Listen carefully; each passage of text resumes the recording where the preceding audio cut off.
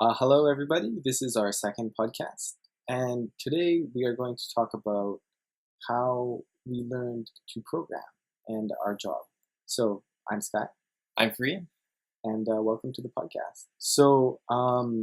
We're both computer programmers, and we've programmed since we were about 10 years old. Yeah, probably about 10. And we've always enjoyed programming, but our dad is also a computer programmer. So he kind of had a variety of strategies to get us to computer program.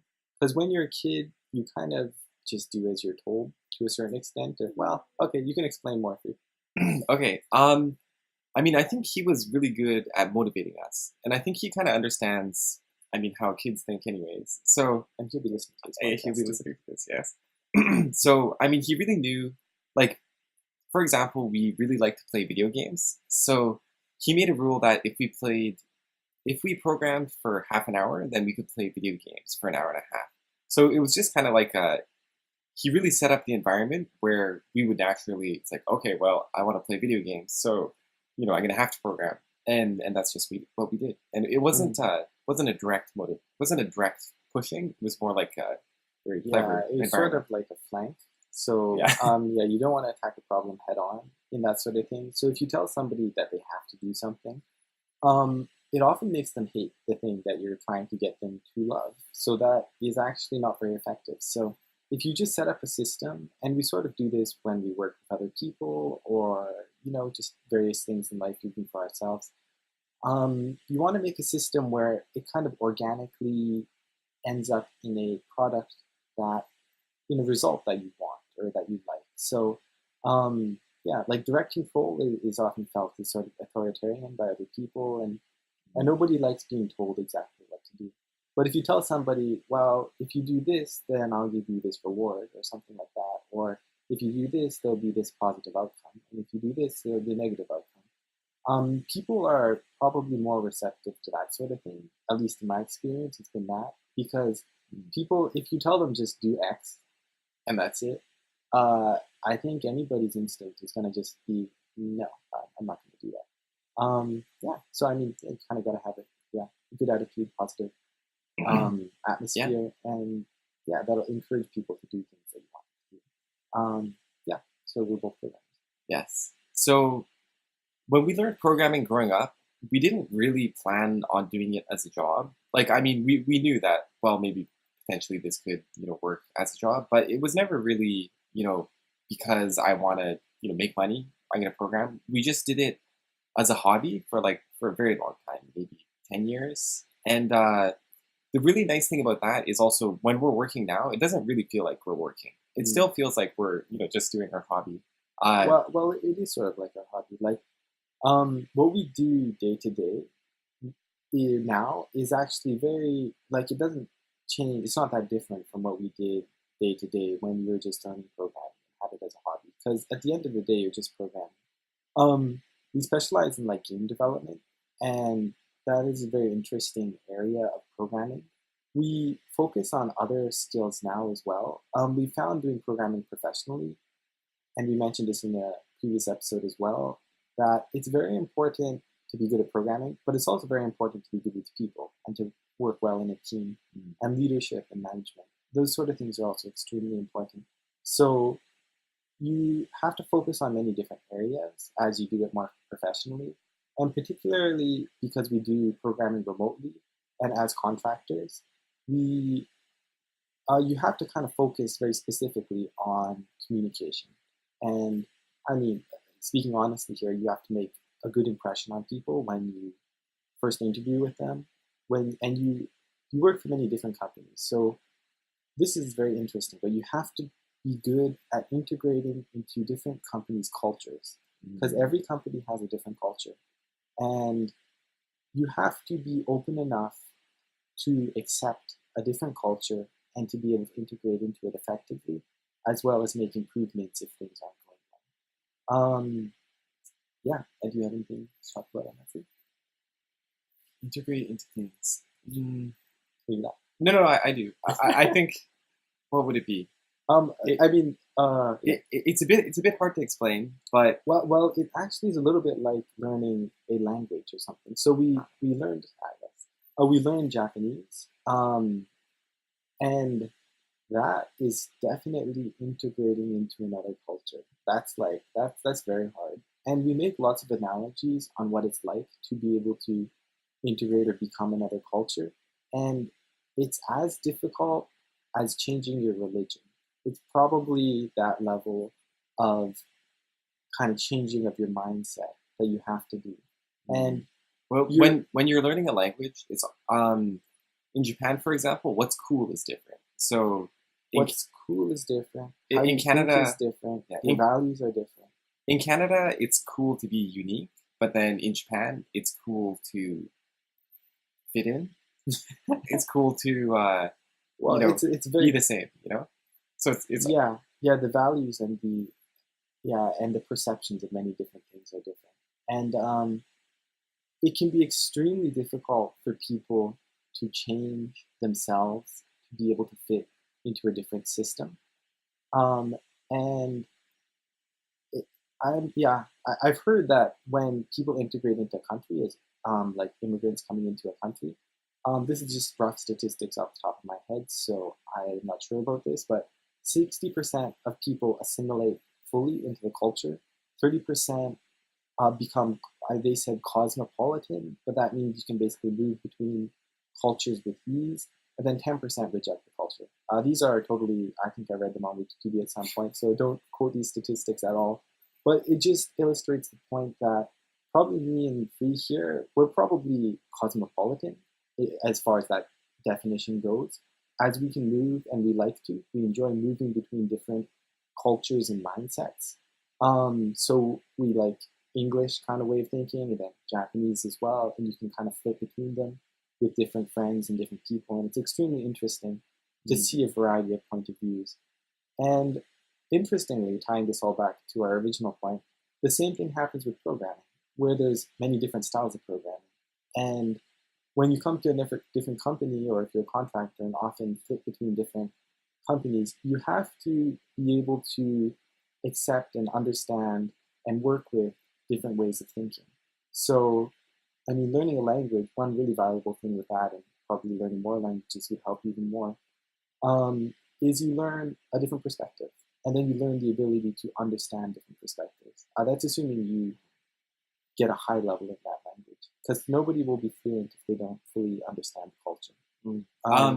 Maybe just as a side note, it's common in Japanese that maybe Western people learn Japanese, but they don't really accept the culture. They can speak, but they don't.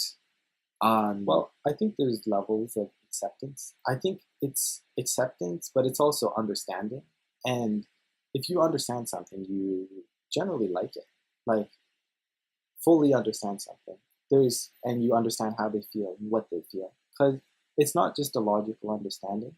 You have to understand, say if a Japanese person says, arigatou gozaimasu, and then they nod their head like mm, that, it feels really good. And you're it's using a polite form and you're raising the other person. But I think, at least when I personally started learning Japanese, the idea of having kind of different levels of politeness and different like higher and lower status or rank, it felt really bad.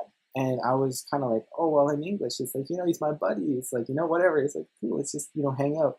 But that it doesn't, that's not how the society or the people think. So but I think yeah, it's different. yeah, no, I agree. It's definitely different, and maybe the one thing that's kind of the crux of the issue is that it's understand how they think, and think how they think, like we adopt it, but it's the feeling too. So like underneath the thinking there's the it's going to be, if they say the azas or something, it's a very positive, it feels positive, but if You somebody, have to understand how people feel, because yes, so that's an integral part of exactly. understanding.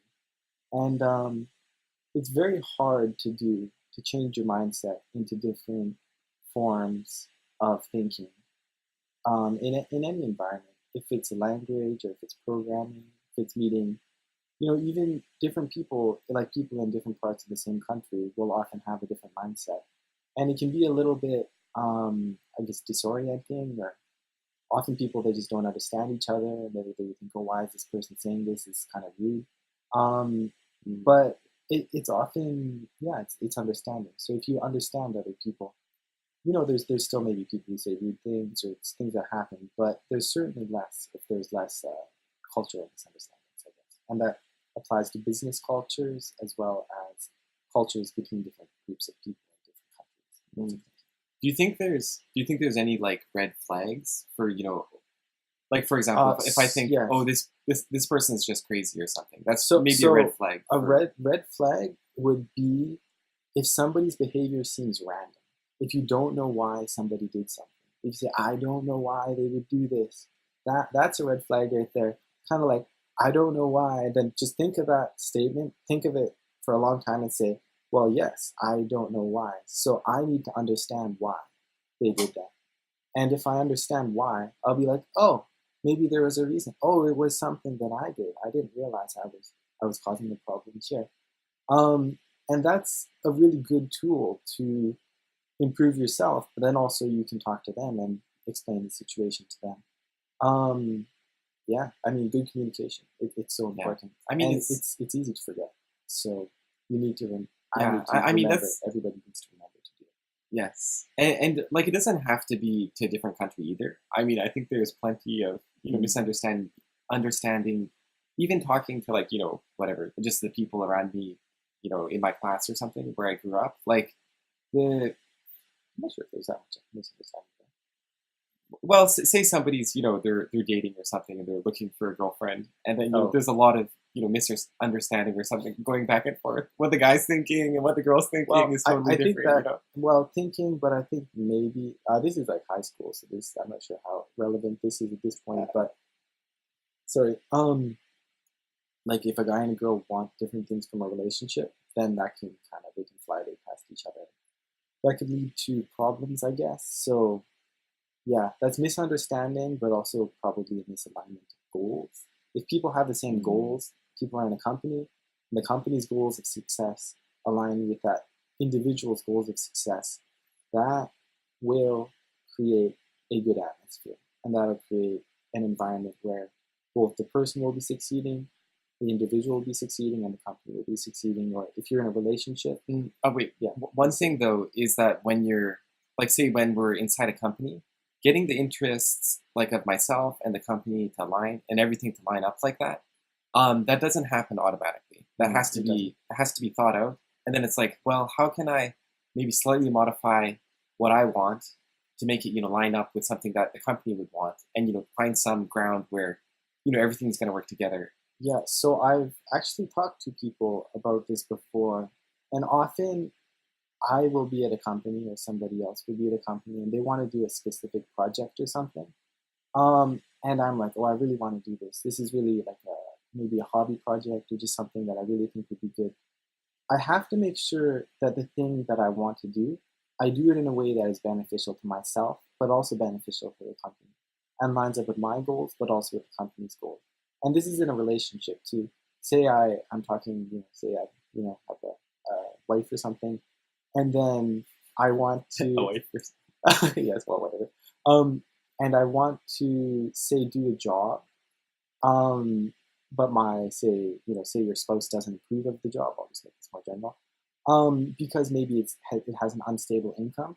I have to figure out a way to do the thing that I want to do, the job that I want to do, but also ensure that I get a stable income from that. So it matches her goals as well as my goals, or your spouse's goals as well as your own personal goals and your own personal aspirations for it, for whatever you want to do. The alignment of goals and in geopolitical context, actually, just kind of going away, it means it means alignment of interests. So there's a quote that there are no long-term alliances, only long-term shared interests, and something like that quote.